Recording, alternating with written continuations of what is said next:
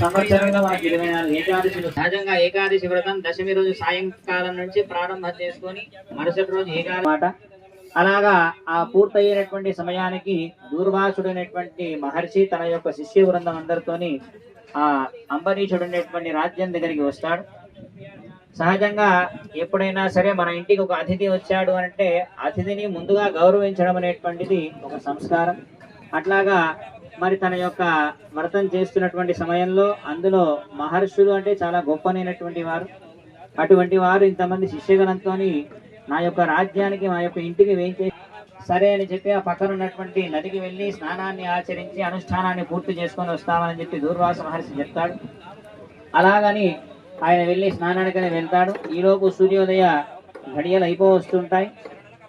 మరి ఈ ఒక్క రోజు కనుక భంగమైనట్టయితే సంవత్సరం కాలం పాటు చేసినటువంటి వ్రతం అంతా కూడా భంగం అవుతుంది అనేటువంటి ఆలోచనతోని